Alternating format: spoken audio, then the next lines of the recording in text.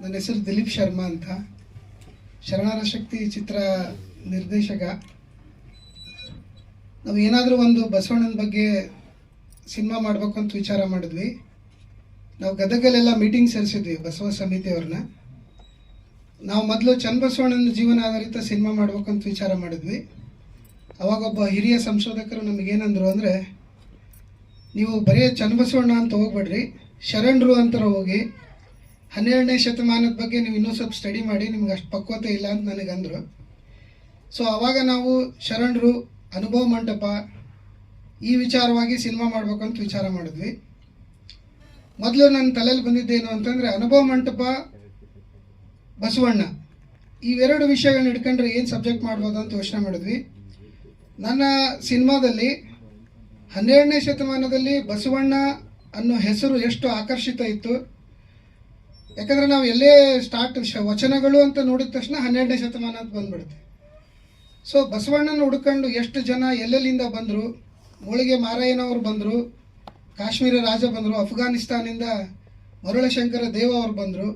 ಹೀಗೆ ವಿಶ್ವಾದ್ಯಂತ ಹೆಸರುವಾದ್ಯಂತ ಬಸವಣ್ಣ ನಮ್ಮೂರವನು, ನಮ್ಮ ಕಡೆಯವರು ಅನ್ನೋದು ನಮಗೆ ಭಾಳ ಮನಸ್ಸಿಗೆ ನಾಡ್ತು. ಹಾಗಾಗಿ ಇದನ್ನೇ ನಾವು ಒಂದು ಸಬ್ಜೆಕ್ಟ್ ಮಾಡಬೇಕು ಅಂತಂದು first half of the cinema ಯಾಕೆ ಎಲ್ಲ ಶರಣರು ಅನುಭವ ಮಂಟಪಕ್ಕೆ ಬಂದರು, ಅನುಭವ ಮಂಟಪದಲ್ಲಿ ಬಸವಣ್ಣನ ಅವತಾರ ಹೆಂಗಿತ್ತು. ನಾವೆಲ್ಲ ಈಗ ಬಸವಣ್ಣ ಅಂದ ತಕ್ಷಣ ದೇವರು ಕೈ ಮುಗಿಬೇಕು, ಧ್ಯಾನ ಮಾಡಬೇಕು, ಆ ಥರ ಇರಲಿಲ್ಲ ಬಸವಣ್ಣನ ವ್ಯವಸ್ಥೆ ಅಂತ ನಾನು ನೋಡಿದ್ದು.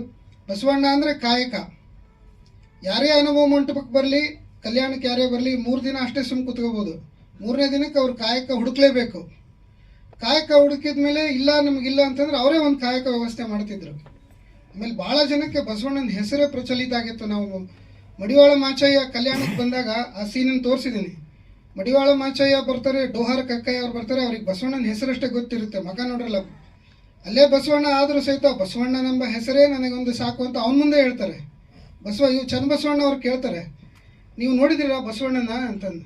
ಇಲ್ಲ ಬಸವಣ್ಣನ ನೋಡಿಲ್ಲ ನಾನು, ಬಟ್ ಕೇಳಿದ್ದೀನಿ ಅಂತ. ಸೊ ಅಷ್ಟು ಸುಮಾರು ಪುಸ್ತಕಗಳಲ್ಲಿ ಅದು ಉಲ್ಲೇಖ ಆಯಿತು. ಅಂದರೆ ಬಸವಣ್ಣನ ಹೆಸರೇ ಅಷ್ಟು ಪವರ್ಫುಲ್ ಇತ್ತು ಆವಾಗಿನ ಕಾಲದಾಗೆ ಅನ್ನೋದನ್ನು ನಾವು ನಮ್ಮ ಚಿತ್ರದಲ್ಲಿ ಹೈಲೈಟ್ ಮಾಡಿದ್ದೀವಿ. ಆಮೇಲೆ ಆ್ಯಸ್ ಯೂಶುವಲ್ ಕಲ್ಯಾಣ ಕ್ರಾಂತಿ ಆದಮೇಲೆ ವಚನ ಸಾಹಿತ್ಯ ರಕ್ಷಣೆ ಮಾಡೋಕ್ಕೆ ಇವ್ರು ಏನು ಪೇಚಾಡಿದರು, ಎಲ್ಲೆಲ್ಲಿ ವಚನಗಳನ್ನು ಬಚ್ಚಿಟ್ರು, ಆಮೇಲೆ ಅದನ್ನು ಯಾವ ರೀತಿ ಜನಕ್ಕೆ ಸ್ಪ್ರೆಡ್ ಮಾಡಿದರು, ಇದು ನಮ್ಮ ಕಥಾಹಂದರ. ಸೊ ಎಲ್ಲ ಆದಮೇಲೆ ಚನ್ನಬಸವಣ್ಣನ ಸಾಹಿತ್ಯದಾಗ ಉಳುವಿ ಮುಟ್ಟುತ್ತೆ. ಉಳುವಿ ಮುಟ್ಟಿದ ಮೇಲೆ ಚನ್ನಬಸವಣ್ಣವ್ರು ಲಿಂಗೈಕ್ಯ ಆಗ್ತಾರೆ. ಮುಂದೆ ನಾಗಮ್ಮ ಅಂಡ್ ಟೀಮ್ ಅದನ್ನು ಹೆಂಗೆ ತಗೊಂಡು ಮುಂದೆ ಹೋತು ಅನ್ನೋದು ಕತೆ. ಸೊ ನಮಗೇನಾಗಿತ್ತು, ತೀರಾ ನಾವು ಕಥಾವಸ್ತು ಆರ್ಟ್ ಮೂವಿ ಥರ ಮಾಡೋದು ಬೇಡ ಅಂತ ಒಂದು ಸ್ವಲ್ಪ ಕಮರ್ಷಿಯಲ್ ಆಸ್ಪೆಕ್ಟ್ ಯೂಸ್ ಮಾಡಿದ್ದೀವಿ. ಸೊ ನಮ್ಮದು ಶರಣರ ಶಕ್ತಿ ತಡಿವೆರ ನೋಡು ಅಂತ. ತಡಿವೆರ ನೋಡು ಅಂತಂದರೆ ಭಾಳ ಜನಕ್ಕೆ ಏನಿತ್ತು ಅಂದರೆ, ಕಲ್ಯಾಣ ಕ್ರಾಂತಿ ಆದಾಗ ರಾತ್ರಿ ಕಲ್ಯಾಣನ ಶರಣರು ರಾತ್ರಿ ಬಿಟ್ಟರು ಅನ್ನೋದು ಒಂದು ವಾದ ಇತ್ತು. ಅದಕ್ಕೆ ಬಸವಣ್ಣ ಸಿದ್ದರಾಮೇಶ್ವರರು, ಅಲ್ಲಮ್ಮ ಪ್ರಭುಗಳು ಕೂತು ಇದನ್ನು ವಿಚಾರ ಮಾಡ್ತಾರೆ, ಏನು ಮಾಡ್ಬೇಕು ಮುಂದೆ ಅಂದಾಗ. ಆವಾಗ ಚನ್ನಬಸವಣ್ಣ ಹೇಳೋ ವರ್ಡ್ ಅದು, ಶರಣರು ಅಂತಂದ್ರೆ ನಿಂತು ಕೊಳೆಯ ನೀರಲ್ಲ, ಯಾವಾಗಲೂ ಜಲಧಾರೆ ಅದು. ನಮ್ಮ ಸಾಂಗು ಮಾಡಿದ್ದೀವಿ ಅದನ್ನು. ಸೊ ಅದನ್ನು ನಿಮಗೆ ಗೊತ್ತಾಗಬೇಕು ಅಂತಂದರೆ ನೀವು ಶರಣರನ್ನ ತಡೆವು ನೋಡಬೇಕು ಅಂತ. ಸೊ ಶರಣರನ್ನು ತಡೆಯಿದ್ರೆ ಏನಾಗುತ್ತೆ ಅನ್ನೋದು ಮೋಳಿಗೆ ಮಾರಯ್ಯಂಗೆ ಗೊತ್ತಾಗುತ್ತೆ. ಸೂಳೆ ಸಂಕವ ಅಂದರೆ ಸಂಕವ ಅಂತ ಸೂಳೆ ಅಂತ ಅನ್ನೋಕ್ಕಿನ್ನ ಮಹಾಶರಣೆ ಸಂಕವ ಅಂತಂದು ದೊಡ್ಡ ಶರಣೆ ಆಗ್ತಾಳೆ. ಅದು ನಮ್ಮ ಸಿನಿಮಾದಲ್ಲಿ ತೋರಿಸಿದ್ವಿ. ಆಮೇಲೆ ತಳವಾರ ಕಾಮದೇವ ಅಂತ ಶರಣರು, ಅವರು ಯಾಕೆ ಕಲ್ಯಾಣಕ್ಕೆ ಬಂದರು. ಆಮೇಲೆ ನಮ್ಮ ಉಳಿದ ಎಲ್ಲ ಶರಣರುಗಳು ಮಾದಾರ ಚೆನ್ನೈ ಇರ್ಬೋದು. ಸೊ ಈ ಶರಣರನ್ನ ಹಿಡಿದು ನಾವು ಶರಣರ ಶಕ್ತಿ ಅಂತಂದು ಒಂದು ಶೀರ್ಷಿಕೆ ಮಾಡಿದ್ದೀವಿ.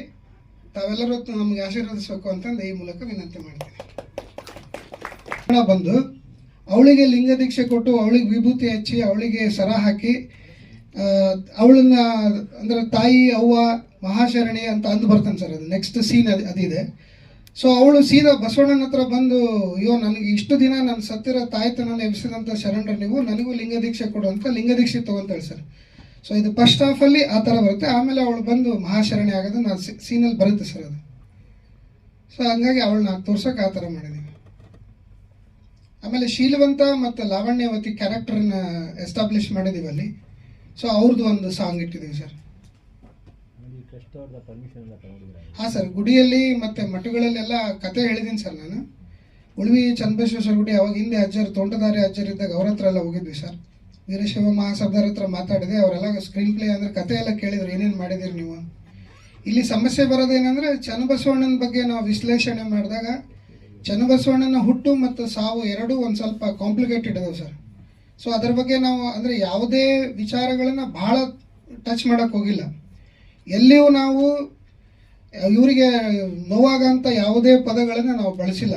ಪುರೋಹಿತ ಅಂದಿಲ್ಲ, ಲಿಂಗಾಯತ ಅಂದಿಲ್ಲ, ವೀರಶೈವ ಅಂದಿಲ್ಲ, ಎಲ್ಲರೂ ಶರಣರು. ಸೊ ಆ ಕಾನ್ಸೆಪ್ಟ್ ಮೇಲೆ ಮಾಡ್ರಿ ಅಂತ ನಮಗೆಲ್ಲ ಸಲಹೆ ಕೊಟ್ಟರು. ಆಮೇಲೆ ನೀವು ಏನೇ ಯಾರು ಕೆಳಜಾತಿ ಮೇಲಜಾತಿ ಈ ಥರದ್ದು ಯಾವುದನ್ನು ಯಾವ ಪದಗಳನ್ನು ನಾವು ಬಳಸಿಲ್ಲ.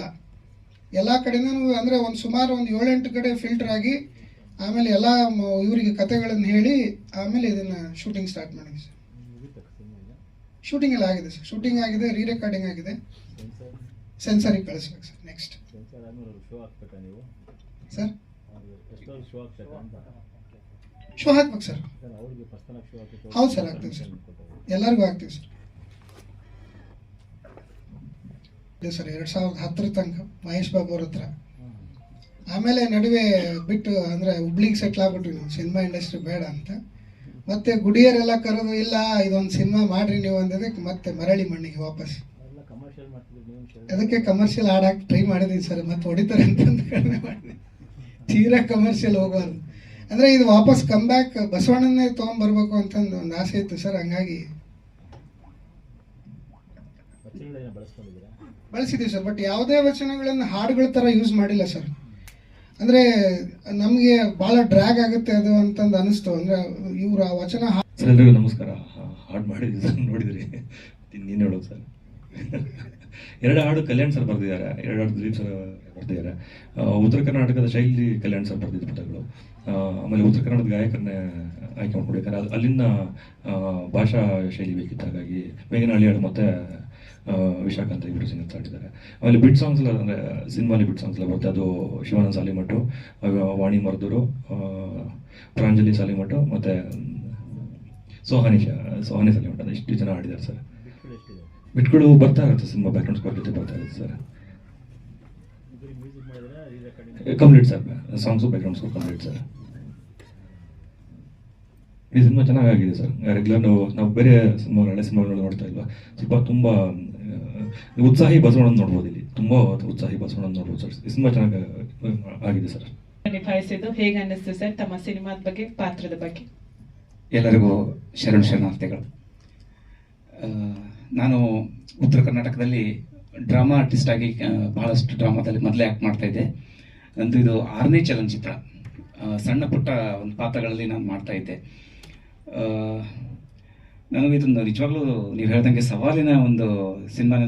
ನಾನು ಲಿಂಗಾಯತ್ ನಿಜವಾಗ್ಲೂ, ಬಟ್ ಲಿಂಗಾಯತ್ ಇದ್ರೂ ಕೂಡ ನಮಗೆ ನಮ್ಮ ಈ ಸಂಸ್ಕೃತಿ, ಈ ವಚನ ಸಾಹಿತ್ಯ, ಈ ಪದ್ಧತಿ ಹೆಂಗೆ ಬೆಳೆದು ಬಂತು ಅಷ್ಟು ನಾವು ಡೀಪಾಗಿ ಹೋಗಿರಲಿಲ್ಲ.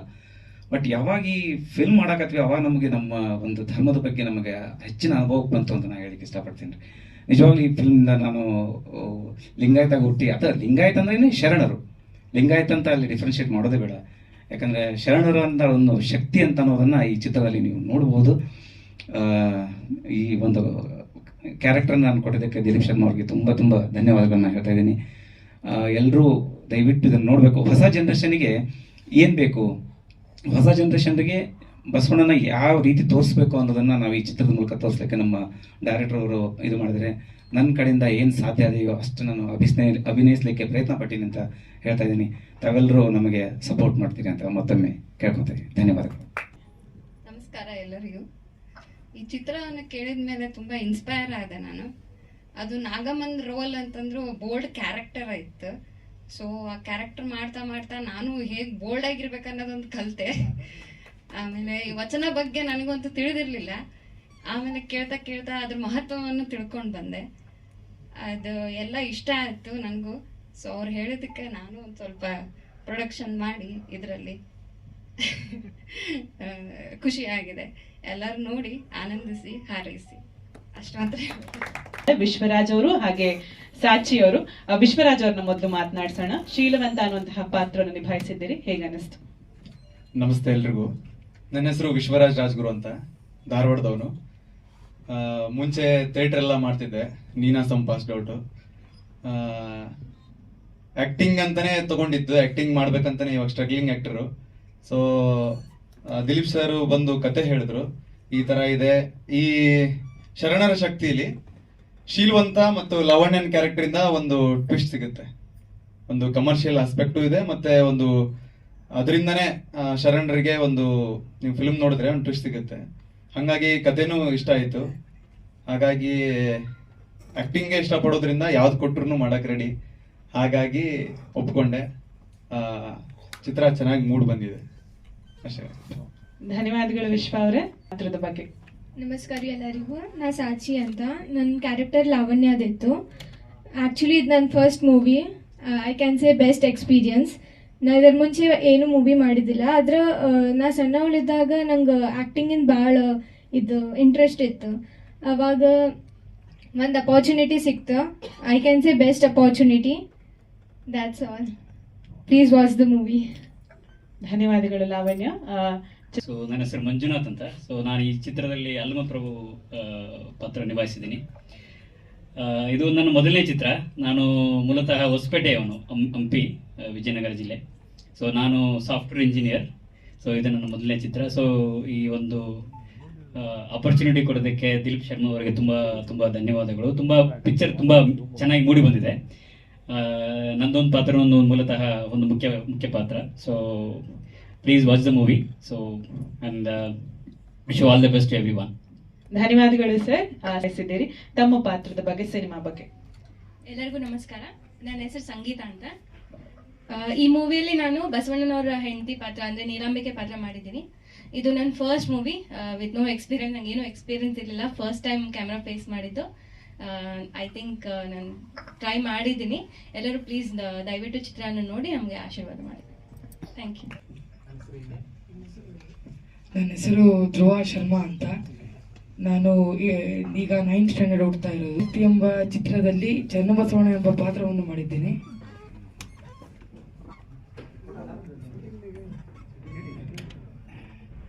ಅಂತ ಎಲ್ಲರಿಗೂ ಧನ್ಯವಾದಗಳು. ಹಾಗೂ ನಾನು ಬೇಸಿಕಲಿ ನಿರ್ದೇಶಕ. ನಾನು ಆಲ್ರೆಡಿ 3 ಫಿಲ್ಮ್ ಮಾಡಿದ್ದೀನಿ. ಬರಗಾಲ, 6x3 ಬಿಳಿ ಮಚ್ಚೆ ಅಂತ. ಇದು ನನ್ನ ಸಂಕಲನಕಾರಾಗಿ 3ನೇ ಫಿಲ್ಮು. ದಿಲೀಪ್ ಸರ್ ನನ್ನ ಗೆಳೆಯರು. ನನ್ನ ಒಂದು ಕೆಲಸವನ್ನು ನೋಡಿಬಿಟ್ಟು ಕೆಲಸ ಕೊಟ್ಟಿದ್ದಾರೆ. ಫಿಲ್ಮ್ನ ಅಚ್ಚುಕಟ್ಟಾಗಿ ಮಾಡಿದ್ದಾರೆ. ಅದೇ ರೀತಿ ಸಂಗೀತ ವಿನುಮನ್ಸು ಸರ್ ಚೆನ್ನಾಗಿ ಮಾಡಿದ್ದಾರೆ. ಟೋಟ್ಲಿ ಫಿಲ್ಮ್ ತುಂಬ ಚೆನ್ನಾಗಿ ಬಂದಿದೆ.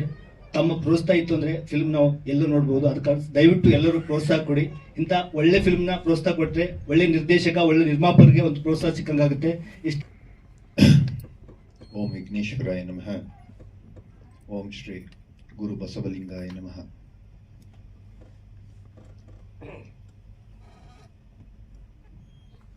ಶರಣರ ಶಕ್ತಿ ನಾಡಿಗೆ, ದೇಶಕ್ಕೆ, ವಿಶ್ವಕ್ಕೆ 12ನೇ ಶತಮಾನದಲ್ಲಿ ಹುಟ್ಟಿದ ಬಸವಾದಿ ಶರಣರು. ಇವರ ಒಂದು ಆಂದೋಲನ, ಒಂದು ಹೋರಾಟ ಇಡೀ ವಿಶ್ವವನ್ನು ವ್ಯಾಪಿಸ್ತು. ನನ್ನ ಅಕ್ಕಪಕ್ಕ ಇಬ್ರು ಹಿರಿಯರು ಕೂತಿದ್ದಾರೆ. ಒಂದು ಟಮಟೆ, ಅವ್ರ ಟಮಟೆ ಶಬ್ದದ ಬಗ್ಗೆನೇ ಹೇಳಿದ್ರು. ಜೊತೆಗೆ ಇದರ ಪಾತ್ರವು ಒಂದು ಟಮಟೆ ಪಾತ್ರದಲ್ಲಿ ನೋಡಿದೆ. ಅಂದ್ರೆ ಶಬ್ದ. ನೀವೇನಾದ್ರೂ ಚಾಮುಂಡೇಶ್ವರಿ ದಸರಾದಲ್ಲಿ ಏನು ವಿಶೇಷ ಅಂದ್ರೆ ಚಾಮುಂಡೇಶ್ವರಿ ಅಂತೀವಿ. ಚಾಮುಂಡೇಶ್ವರಿ ಒಬ್ಬಳೇ ಬಂದ್ರೆ ವಿಶೇಷನ? ಇಲ್ಲ. ಮುಂದೆ ಬಣ್ಣ ಬಣ್ಣದ ಬಟ್ಟೆ, ಆ ಟಮಟೆ, ಡೋಲು, ನಗಾರಿ, ಪಟಾಕಿ, ವಾದ್ಯ, ವಾಲ್ಗ ಎಲ್ಲ ಸೇರಿದ್ರೆ ಹೇಗೆ ಒಂದು ವಿಜೃಂಭಣೆಯ ಕಳೆ ಕಟ್ಟುತ್ತೋ ಹಾಗೆ ಪಕ್ಕದಲ್ಲಿ ಶಬ್ದ ಕೂತಿದೆ, ಈ ಕಡೆ ಪಕ್ಕದಲ್ಲಿ ಸಾಹಿತ್ಯ ಕೂತಿದೆ. ಇಬ್ರು ಹಿರಿಯರು, ಇಬ್ರು ನಮಗ್ ಮೈಕ್ ಬೇಡ ಅಂದ್ಬಿಟ್ರು. ಈ ಎರಡು ಹಿರಿಯ ತಲೆಗಳು ಮೈಕ್ ಬೇಡ ಅಂದ್ವು ಅಂದ್ರೆ ಮುಂದ್ಲೋರ್ ಕತೆ ಏನು? ಆ ಶಕ್ತಿಗಳು ಇನ್ನೂ ವಚನ ಸಾಹಿತ್ಯದ ಭಂಡಾರ ಅನ್ನಿಸ್ಕೊಂಡು ಅದರಲ್ಲಿ ಕೃಷಿ ಮಾಡಿದಂಥ ವ್ಯಕ್ತಿ ಆ ಕಡೆ. ಎಲ್ರಿಗೂ ನಮಸ್ಕಾರ, ಒಳ್ಳೇದಾಗ್ಲಿ. ಅವರು ಮೈ ಕೊಟ್ಬಿಟ್ರು. ಈಗ ನಾನು ಪೇಪರ್ ಇಸ್ಕೊಂಡು ಯಾರ್ಯಾರು ಏನೇನು ಅಂತ ಬರ್ಕೊಂಡೆ ಒಂಚೂರು ಅಲ್ಪ ಸ್ವಲ್ಪ ಹಂಗಾಗಿ. ಆದರೆ ಇದರಲ್ಲೆಲ್ಲ ವಿಶೇಷವಾಗಿ ಒಂದು ಮಾತು ಅಂದ್ರೆ, ನನ್ನನ್ನು ಕರೆದಾಗ ಇದು ಶರಣರದಪ್ಪ, ನಾನು ಸರಿ ಹೋಗುತ್ತಾ ಅಂತಲೇ ಕೇಳಿದೆ. ಈ ವೇದಿಕೆಗೆ ಬರೋಕ್ಕೆ ನಾನು ಸರಿ ಹೋಗುತ್ತಾ? ಯಾಕೆಂತಂದ್ರೆ ಆ ಶರಣರಲ್ಲಿ ದೊಡ್ಡ ದೊಡ್ಡ ಸ್ವಾಮಿಗಳಿದ್ದಾರೆ. ಆ ಶರಣರನ್ನೇ ಪ್ರತಿಪಾದಿಸ್ತಾ ಇರ್ತಕ್ಕಂಥವ್ರು ಕರ್ನಾಟಕದಾದ್ಯಂತ ಇದ್ದಾರೆ. ನಾನು ಬರ್ತಿದ್ದಂಗೆ ಮನು ಅಂದ್ರು. ನನ್ನ ಮನುಗೆ ಹಿಂಗೆ ಕೈ ಮುಕ್ಕೊಂಡೇ ಬಂದೆ ಕಾರೊಳಗೆ. ಮನು ಅಂತ ಇಳಿದ್ಮೇಲೆ ಅಲ್ಲ, ಅವ್ರ ಪಕ್ಕದಲ್ಲಿ ಇದ್ದವ್ರು ಅಂದ್ರು, ಮನು ನಿನ್ಗೆ ಕೈ ಮುಗ್ದಿದ್ದವ್ರು ಅಂತ. ಗೊತ್ತಾಗ್ಲಿಲ್ಲ, ಯಾರೋ ದೊಡ್ಡ ಸ್ವಾಮಿಗಳು ಬಂದ್ಬಿಟ್ರು ಅಂತ ಫೋಟೋ ಹಿಡಿತಿದ್ದೆ. ಅಂದ್ರೆ ನಾನು ಸಣ್ಣ ಸ್ವಾಮಿ ಅಂತ ಒಂದು ಲೆಕ್ಕ. ಇಲ್ಲಿ ಸ್ವಾಮಿ, ದೊಡ್ಡ ಸ್ವಾಮಿ, ಸಣ್ಣ ಸ್ವಾಮಿ, ಮರಿ ಸ್ವಾಮಿ, ಪುಟ್ಟ ಸ್ವಾಮಿ ಅಂತ ಇರ್ತಾರೆ. ಎಲ್ರು ಒಂದೇ ಸ್ವಾಮಿ ಅಂತ. ಆ ಸ್ವಾಮಿ ದೊಡ್ಡ ದೊಡ್ಡವರೆಲ್ಲ ದೊಡ್ಡ ದೊಡ್ಡ ಕಡೆ ಇದ್ದಾರೆ, ಸಣ್ಣ ಸಣ್ಣವರೆಲ್ಲ ಓಡಾಡ್ಕೊಂಡಿದೀವಿ ಅಷ್ಟೇ. ಅದು ಕೆಲವ್ರಿಗೆ ಅರ್ಥ ಆಯ್ತು, ಅವ್ರು ಹಂಗೆ ಮಾತಾಡ್ಕಂತವ್ರು. ಯಾರು ದೊಡ್ಡವರು ಯಾರು ಚಿಕ್ಕವರು ಯಾರು ಇಲ್ಲ ಇಲ್ಲಿ. ಎಲ್ಲರೂ ಸರಿ ಸಮವಾಗಿದ್ದಾರೆ ಅನ್ನೋದನ್ನು ತೋರಿಸಿದ್ದು ಬಸವಣ್ಣ. ಅಲ್ಲಿವರೆಗೂ ದೊಡ್ಡ ದೊಡ್ಡವರು ಇದ್ರು, ಸಣ್ಣ ಸಣ್ಣವ್ರಿಗೂ ಇದ್ರು. ಆದ್ರೆ ಒಂದು ಮಾತು ನೀವು ಅರ್ಥ ಮಾಡ್ಕೊಂಡ್ರಿ ಅನ್ಸುತ್ತೆ ಇಷ್ಟು ಮಾತಿನಲ್ಲಿ. ಬಸವಣ್ಣನ ಪಾತ್ರಧಾರಿಗಳೊಂದು ಮಾತು ಹೇಳ್ತಾರೆ, ಹೊಸ ಜನರೇಷನ್ಗೆ ಅಂತ ಬೇಕಾದಂತೆ ಚಿತ್ರ ಮಾಡಿದ್ದೀವಿ ಅಂತ. ಅದ್ರಲ್ಲಿ ಪತ್ರಕರ್ತರು ಒಂದು ಡೈರೆಕ್ಟರ್ಗೆ ಕ್ವಶನ್ ಕೇಳ್ತಾರೆ, ಮೊದಲನೇ ಸಾಂಗು ಯಾವ್ದಕ್ ಮಾಡಿದ್ದೀರಿ ನೀವು ಅಂತ. ಎಲ್ಲರ ಕಣ್ಣು ಸಾಂಗ್ ಮೇಲಿತ್ತು. ಇಲ್ಲಿ ಇವ್ರು ಹೇಳೋ ಹೊಸ ಜನರೇಷನ್ ಅನ್ನೋಕ್ಕೂ ಅವರು ಸಾಂಗ್ ಕೇಳಕ್ಕೂ ಏನಕ್ಕ ಸಾಂಗು ಅಂತ. ಅಲ್ಲಿ ಐಟಮ್ ಸಾಂಗ್ ಇದ್ದಂಗಿದೆ ಅಂತ ಅವ್ರ ಮನಸ್ಸಿನೊಳಗೆ ಅನ್ಕಂತಾರೆ. ಇದು ಏನೇ ಪ್ರಶ್ನೆ ಇರಲಿ, ಇಲ್ಲಿ ನಾನು ಹೇಳೋ ಮಾತು ಅಪ್ಡೇಟ್ ಅಂತ. ಸನಾತನ ಧರ್ಮ ಯಾವಾಗಲೂ ಅಪ್ಡೇಟ್ ಮಾಡ್ಕೊಂಡ್ ಬಂದಿದೆ. ಅದರಿಂದ ಸನಾತನ ಧರ್ಮ ಜೀವಂತವಾಗಿ ಉಳಿದಿದೆ. ಕಾಲ ಕಾಲಕ್ಕೆ ಏನು ಬೇಕೋ ಅದನ್ನ ಮಾರ್ಪಾಟ್ ಮಾಡ್ತಾ ಬರ್ತಾ ಇದೆ. ನೀವು ಯಾವುದೇ ಯುಗ ತಗೊಳ್ರಿ, ಎಲ್ಲಿಂದ ಎಲ್ಲಕ್ಕೆ ತಗೊಳ್ರಿ, ನಮ್ಮಲ್ಲಿದ್ದಂಥ ಪುರಾತನವಾಗಿದ್ದಂಥ ವೇದಗಳು, ಉಪನಿಷತ್ತುಗಳು ಅವೆಲ್ಲ ಅಪ್ಡೇಟ್ ಆದವು. ಶಂಕರಾಚಾರ್ಯರು ಬಂದರು, ಅಪ್ಡೇಟ್ ಮಾಡಿದ್ರು. ರಾಮಾನುಜಾಚಾರ್ಯರು ಬಂದರು, ಅಪ್ಡೇಟ್ ಮಾಡಿದ್ರು. ಮಧ್ವರು ಬಂದ್ರು, ಅವ್ರು ಅಪ್ಡೇಟ್ ಮಾಡಿದ್ರು. ಬಸವಣ್ಣವ್ರು ಬಂದ್ರು, ಭಕ್ತಿ ಪಂಥ ಅನ್ನೋದನ್ನ ಹುಟ್ಟಾಕಿದ್ರು. ದಾಸ ಸಾಹಿತ್ಯ ಹುಟ್ಕೊಳ್ತು. ಈ ಸಾಹಿತ್ಯಗಳೆಲ್ಲ ಹುಟ್ಟಿ ಹುಟ್ಟಿ ಹುಟ್ಟಿ ಹುಟ್ಟಿ ಕಾಲ ಕಾಲ ಕಾಲ ಕಾಲಕ್ಕೆ ತನ್ನದೇ ಆಗಿರ್ತಕ್ಕಂಥ ಅಪ್ಡೇಟ್ಗಳನ್ನ ಮಾಡ್ತಾ ಬಂತು. ಹಾಗೆ ಇವತ್ತಿನ ಚಿತ್ರ ಮುಂದಿನ ಜನರೇಷನ್ಗೆ ಬಸವಣ್ಣವ್ರನ್ನ ಅಪ್ಡೇಟ್ ಮಾಡಿದೆ. ಈ ಅಪ್ಡೇಟ್ ಆಗ್ತಾ ಹೋಗೋದು ಹೊಸ ಹೊಸ ಹೊಸತನಗಳಲ್ಲಿ ಹೊಸಬರಿಗೆ ಪರಿಚಿತ ಮಾಡಿಕೊಡ್ತಾ ಹೋಗುವಂತ ಪಾತ್ರಗಳು ಹೊಸದಾಗಿ ಕಾಣಬಹುದು. ಅದು ಹಳೆಯ ಸಾಹಿತ್ಯವೇ, ಹಳೆಯ ಆ ಒಂದು ಪಳವಳಿಕೆಯೇ, ಅದು ಹೊಸದಾಗಿರ್ತಕ್ಕಂಥದ್ದನ್ನ ಮಾಡ್ತಾ ಹೋಗ್ತಿದೆ ಅಂತ ಈಗ ಹೊಸ ಜನರೇಷನ್ ಅನ್ನುವಂಥ ಒಂದು ಪದವನ್ನ ಹುಟ್ಟಾಕಿದ್ರು ಹೊಸ ಬಸವಣ್ಣವರು. ಹೀಗೆ ನಮ್ಮ ಸಾಹಿತ್ಯಗಳು, ನಮ್ಮಲ್ಲಿರ್ತಕ್ಕಂಥ ಗ್ರಂಥಗಳು, ನಮ್ಮಲ್ಲಿರ್ತಕ್ಕಂಥ ಅಮೂಲ್ಯವಾಗಿರ್ತಕ್ಕಂಥ ವಸ್ತುಗಳು ಹೊಸ ರೂಪವನ್ನ ಪಡೆದು ಪಡೆದು ಪಡೆದು ಬರ್ತಾ ಇದೆ. ಅದರಿಂದ ಇನ್ನೂ ಇದೆ, ಮುಂದಕ್ಕೂ ಇರುತ್ತೆ. ಎಂದೆಂದಿಗೂ ಸನಾತನ ಧರ್ಮ ಯಾಕಿರುತ್ತೆ ಅಂತ ಅಂದ್ರೆ ಅಪ್ಡೇಟ್ ಆಗ್ತಾ ಇರುತ್ತೆ. ಇನ್ನು ಕೆಲವು ಪಂಥಗಳೆಲ್ಲ ಅದು ಅಪ್ಡೇಟ್ ಆಗಲ್ಲ, ಅದು ಏನಿದೆಯೋ ಅದೇ. ಹಾಗಾಗಿ ಅದು ಅದು ಅದು ವಿಸ್ತಾರವಾಗ್ಬೋದು, ಆದ್ರೆ ಹೊಸತನವನ್ನ ಪಡೆಯಲ್ಲ. ಅದಕ್ಕೆ ಅವಕಾಶ ಇರುವಂತದ್ದು ಧರ್ಮದಲ್ಲಿ. ಇಂಥ ಒಂದು ಹೊಸತನಗಳು ಹುಟ್ಟಬೇಕು, ಹೊಸ ಹೊಸ ಕಲಾವಿದರು ಬರಬೇಕು. ಅವರೆಲ್ಲ ಹೇಳ್ತಾ ಇದ್ರು, ನಾನು ಇಂಜಿನಿಯರು ಮೊದಲನೇ ಪಾತ್ರ, ನಾನು ಈಗ ಬಂದೆ, ನಾನು ಅದರಲ್ಲಿ ಮಾತಾಡ್ತಾ ಮಾತಾಡ್ತಾ ಮಾತಾಡ್ತಾ ಮಾತಾಡ್ತಾ ಬಸವಣ್ಣವ್ರ ಅಕ್ಕನ ಪಾತ್ರ ಮಾಡಿದೆ. ಈ ಹೊಸಬ್ರು ಅಲ್ಲೊಂದು ವಿಶೇಷ ಅಂತಂದ್ರೆ 9ನೇ ಕ್ಲಾಸ್ ಹುಡುಗ, ಅದರಲ್ಲೂ ಚನ್ನಬಸವಣ್ಣನ ಪಾತ್ರ. ಒಬ್ಬ ಈ ಬಸವಣ್ಣನ ಪಾತ್ರಕ್ಕಿಂತ ವೀರಾವೇಶದ ಪಾತ್ರ ಅಂತಂದ್ರೆ ಚನ್ನಬಸವಣ್ಣನ ಪಾತ್ರ. ನಾಡಿನಲ್ಲಿ ಬಸವ ತತ್ವವನ್ನು ಉಳಿಸ್ತವನ್ ಚನ್ನಬಸವಣ್ಣ. ಅಂತ ಪಾತ್ರವನ್ನು ಒಬ್ಬ 9ನೇ ಕ್ಲಾಸ್ ಹುಡುಗ ಮಾಡ್ತಾನೆ ಅಂತಂದ್ರೆ ಡೈರೆಕ್ಟರ್ಗೆ ಎಷ್ಟು ಚಾಲೆಂಜ್ ಆಗಿತ್ತು ಈ ಕಾರ್ಯಕ್ರಮ, ಈ ಒಂದು ಸಿನಿಮಾ. ಆ ಹುಡುಗಿ ಆಂಕರಿಂಗ್ ಮಾಡ್ತಾ ಹೇಳ್ತಾ ಹೋಗ್ತಾಳೆ, 150 ಜನ ಕಲಾವಿದರು, ನಾನು ಒಬ್ಬನ ಇಟ್ಕೊಂಡೆ ಹೇಗಕ್ಕಾಗಲ್ಲ, ಡೈರೆಕ್ಟರ್ 150 ಜನನ ಇಟ್ಕೊಂಡು ಹೆಂಗಯ್ಯ ಮಾಡೋದು. ಆದ್ರೆ ಡೈರೆಕ್ಟರ್ ಮೇಲಿರ್ತಕ್ಕಂಥ ಆ ಶಕ್ತಿ ಏನು, ಒಬ್ಬೊಬ್ರು ಒಂದೊಂದು, ಅದ್ರಲ್ಲಿ ಗಾಡಿಗಳು ಬರ್ತವೆ, ಸಾಂಗ್ಗಳು, ಅದರಲ್ಲೇ ಆ ಪಾತ್ರಗಳನ್ನೆಲ್ಲ ನಿಭಾಯಿಸ್ತಕ್ಕಂಥದ್ದು, ಬಜೆಟ್ಟು, ಇವೆಲ್ಲ ನೋಡಿಕೊಂಡು ಒಂದು ಸಿನಿಮಾ ಮಾಡಿದ್ದಾರೆ ಅಂತಂದ್ರೆ ಕರ್ನಾಟಕ ರಾಜ್ಯದಲ್ಲಿರ್ತಕ್ಕಂಥ ಎಲ್ಲ ಸ್ವಾಮಿಗಳು ಬಂದು ಅದಕ್ಕೆ ಪ್ರಶಂಸೆ ಮಾಡಬೇಕಾಗಿತ್ತು, ಅದನ್ನು ತಳ್ಳಬೇಕಾಗಿತ್ತು. ನಾನು ಒಬ್ಬ ಬಂದಿದ್ದೀನಿ, ಇವತ್ತು ಅಮಾವಾಸ್ಯೆ ಅಂತ ಯಾರೋ ಬಂದಿಲ್ಲ ಅಂತ ಕಾಣುತ್ತೆ. ಇರ್ಲಿ, ಅಮಾವಾಸ್ಯೆ ಅದು ಬಸವ ತತ್ವಕ್ಕಲ್ಲ, ಇವತ್ತು ಬಸವ ತತ್ವ ನಡೀತಾ ಇದೆ. ಏನು ಅಂದ್ರೆ ಬಸವಣ್ಣಂಗೆ ಅಮಾವಾಸ್ಯೆ ಯಾವುದು, ಹುಣ್ಣಿಮೆ ಯಾವುದು, ಪೌರ್ಣಮಿ ಯಾವುದು, ಯಾವುದು ಅಲ್ಲ, ಎಲ್ಲ ಗ್ರಹಗಳು ನೀನೆ ಎಂದು ಬಸವಣ್ಣ. ಅವನಿಗೆ ಅಮಾವಾಸ್ಯೆ ದಿವಸದಲ್ಲಿ ಇವತ್ತು ನಿಜ ನಾನು ಅಂದ್ಕೊಂಡೆ, ನಾನು ಈ ಮಾತು ಕೇಳಿದ್ದೀನಿ, ಅಮಾವಾಸ್ಯೆ ಮಾಡ್ತಿದ್ಯೋ ಇಲ್ಲ ಇನ್ನು 2 ದಿನ ಇದೆ ಕಣೋ ಬಸವ ಜಯಂತಿ, ಅವತ್ತು ಮಾಡ್ತಿದ್ಯೋ ಅಂತ ಕೇಳಿದೆ. ಇಲ್ಲ ಸ್ವಾಮೀಜಿ ಅಮಾವಾಸ್ಯೆ ದಿವಸನೇ ಅಂದ. ಹಾಗಾದ್ರೆ ಬಸವ ತತ್ವದಲ್ಲಿ ಮಾಡ್ತಾ ಇದೀಯ ಬಿಡಪ್ಪ ಅಂದೆ. ಅದು ಬಸವ ತತ್ವದ ಪ್ರಕಾರವಾಗಿ ಈ ದಿವಸ ನಡೆದಂತ ಈ ಒಂದು ಕಾರ್ಯಕ್ರಮ. ನಾನು ಈ ಕಾರ್ಯಕ್ರಮಕ್ಕೆ ಬಂದು ನಿಮ್ಮೆಲ್ಲರ ಜೊತೆನಲ್ಲೂ ಇದ್ದೀನಿ ಅಂದ್ರೆ ಅದು ಬಸವಣ್ಣವ್ರ ಆಶೀರ್ವಾದ ಅಂತ ತಿಳ್ಕೊಳ್ತೀನಿ.